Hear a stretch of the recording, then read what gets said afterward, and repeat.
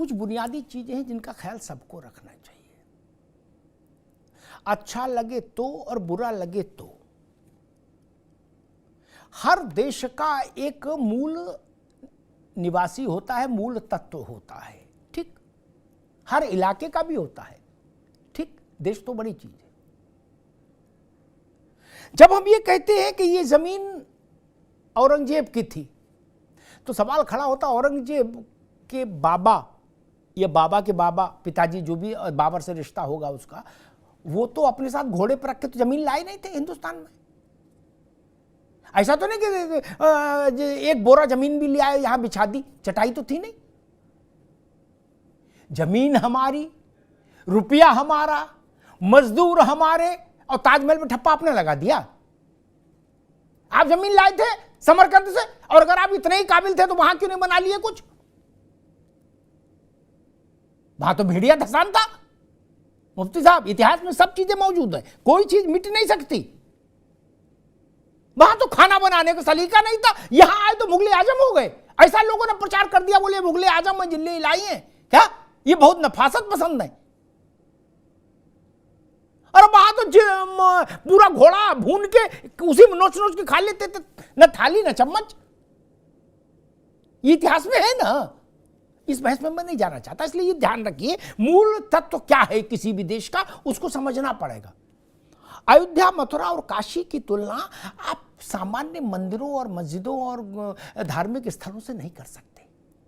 इनकी पवित्रता उतनी ही बड़ी है जितनी वेटिकन सिटी की है, जितनी मक्का मदीना की है, उससे 1 इंच कम नहीं। तीसरी बात, भारत का संविधान सिरमाथे,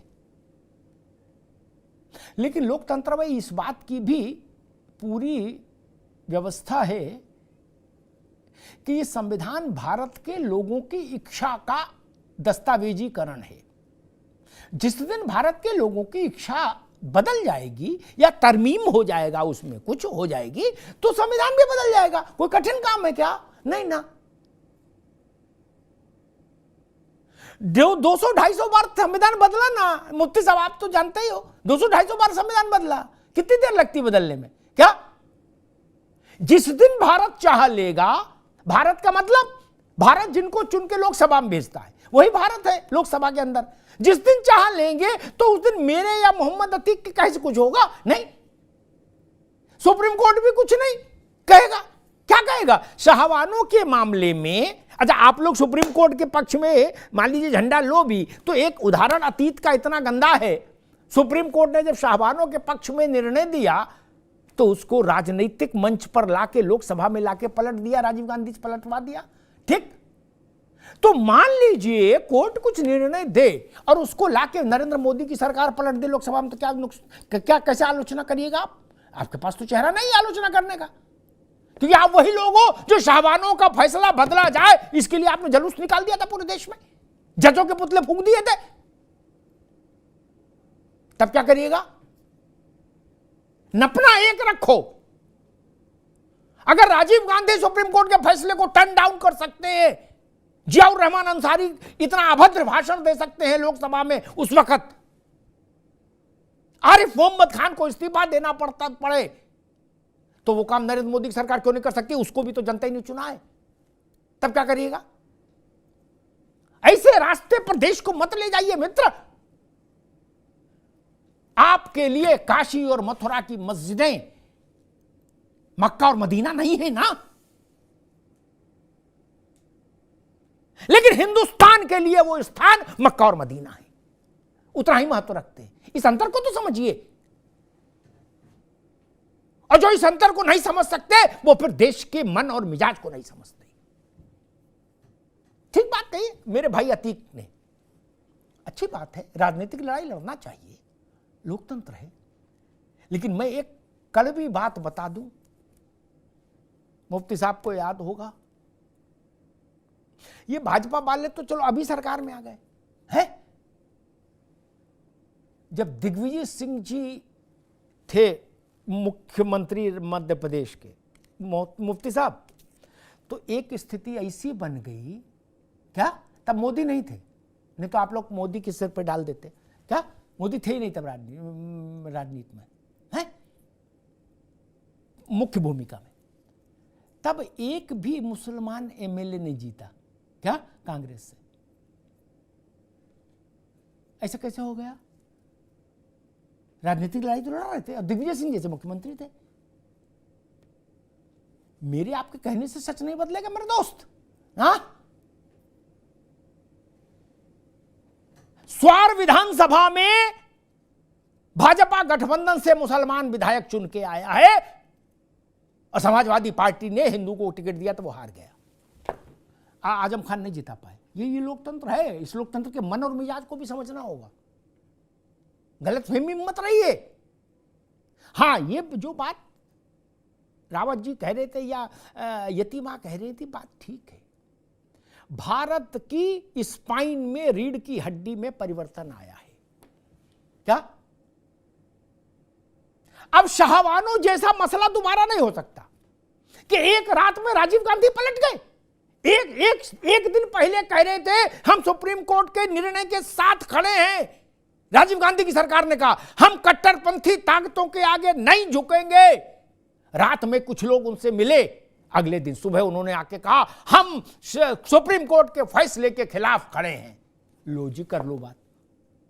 ऐसे सेकुलरिज्म चलेगा? ऐसे तो नहीं चलेगा, और नहीं चला फिर।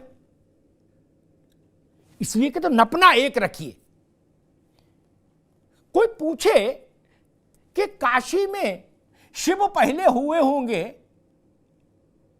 शिव की पूजा पहले से काशी में हो रही होगी या औरंगजेब पहले आया होगा? अब ये प्रश्न ही मूर्खता का है कि नहीं है? क्या इस प्रश्न का कोई मतलब है? नहीं, ये मूर्खता है या भद्रता है? कोई पूछे मथुरा में औरंगजेब पहले आया कि कृष्ण पहले वहां जन्मे ब्रज में, इस बात का कोई अर्थ है? अयोध्या कोई पूछे कि बाबर पहले आया कि राम, इस बात का कोई मतलब है? ये बात कहने वाला ही मूर्ख है या लड़ाई कराना चाहता है? क्या ये सच बात नहीं है कि अयोध्या में, मथुरा में, काशी में एक बात तो उठाई थी मुफ्ती साहब ने, शायद अहिल्याबाई की। हाँ, अच्छी बात है। अहिल्याबाई ने भारत के धर्मस्थलों का, तीर्थों का बहुत विकास किया। मेरे ख्याल से किसी एक राज परिवार ने उतना नहीं किया जितना उन्होंने किया। लेकिन काशी के संदर्भ में एक बात कहूंगा, मुफ्ती साहब उसकी दरियाफ्त करवा लीजिएगा, बात सही निकलेगी मेरी, है ना। बहुत सारे हिंदू राजाओं से कहा गया कि मंदिर का पुनरुद्धार करा दीजिए, उन्होंने हाथ खड़े कर दिए। उन्होंने कहा हम मन में पूजा कर लेंगे, भाई साहब मुगलों से नहीं लड़ेंगे। क्या मुगलों से नहीं लड़ेंगे? ठीक। रानी ने बीच का रास्ता निकाला कि भाई मस्जिद भी चलने दो, इधर थोड़ा सा बाबा विश्वनाथ को भी कर दो। ठीक, मूल स्थान का मसला नहीं हल किया रानी ने, और शायद उतनी शक्ति और सामर्थ्य भी उस वक्त नहीं थी। उस वक्त मुगलों का सितारा उफान पर था, चढ़ान पर था। लेकिन आज तो वो स्थिति नहीं ना। आज कोई घोड़े पर तलवार लेके नहीं घूम सकता ना। और जामा आगरा की मस्जिद के सीढ़ी के नीचे क्या है ये मैं कहूं मत मानिए, देवकी नंदन ठाकुर कहें मत मानिए, मुफ्ती साहब कहें मत मानिए। जो ना हिंदू थे ना मुसलमान थे, रावत साहब, जो ना हिंदू थे ना मुसलमान थे, वो लोग जब आए औरंगजेब के समय में, उन्होंने जो देखा उसको भी लिखा है ना। वो ना भाजपा के थे ना मुस्लिम लीग के थे। क्या तब दोनों ने पैदा हुई थी, वो लिख के गए हैं। उनको तो यहां कोई नार नहीं गाड़ना था अपना, उनको भारत में रहना भी नहीं था। वो तो आए थे घूमने फिरने, देखने, मौज लेने। वो कैसे लिख गए? उनका हमसे प्रेम नहीं था, आपसे विरोध नहीं था, बल्कि मुगलों से थोड़ा बहुत नमस्ते करते ही थे मुगलों को, तभी तो यहां घूमने आ पाते थे। राजा थे आप। लेकिन ये भाव अब देश में नहीं चलेगा कि हमने 800 साल से हुकूमत की है। नहीं जी, ये भाव ठीक नहीं और ये चलना भी नहीं चाहिए। पाकिस्तान का उदाहरण सामने है, किस परिस्थिति में और कहां पहुंच गया। नेता पुलिस को मार रहा, पुलिस नेता को मार रही, सब मिलकर चीफ जस्टिस को मार रहे, चीफ जस्टिस बाकी को मार रहा। क्या स्थिति बना दी है। वो कहां गए जिन्ना के लोग जो भाषण देते थे कि हम जन्नत बनाएंगे, कहां है वो? तो ऊपर चले गए। अब कौन जन्नत में, दोजख में आदमी पड़ा हुआ है। इसलिए भारत, आप भारत में हैं, हम भारत में हैं। बहुत अच्छी बात कही मुफ्ती साहब ने, यही जन्नत है, यही भगवान की कृपा है, यही अल्लाह का करम है कि आप भारत में हैं। सीरिया में एचएस रावत लड़ रहे हैं जाके? नहीं ना। अफगानिस्तान में यतीमा गोली चला रही है? नहीं ना। मुस्लिम से क्यों लड़ रहा है? बता क्यों लड़ रहा है? अंबेडकर कहते थे इस्लाम जो है वो कंट्री के, राष्ट्र की अवधारणा में कैद नहीं होता, वो अपने को एक इंटरनेशनल आइडेंटिटी मानता। मान ली तो सीरिया में आपस में क्यों लड़ रहे हो? अफगानिस्तान में क्यों लड़ रहे हो? पाकिस्तान में जो एक दूसरे को मार रहे हो, भैया उसमें हिंदू तो नहीं है, लड़ तो आपस में ही रहे, क्यों? वहीं सुधार लो। कि सारे धर्मगुरुओं को मिलके ऐसी विश्व के मुसलमानों के जितने देश हैं उनमें जहां ऐसे आतंक और ये सब हाय तौबा मची हुई है, वहां जाके मुफ्ती साहब आप लोगों को कुछ नहीं करना चाहिए? करना चाहिए ना।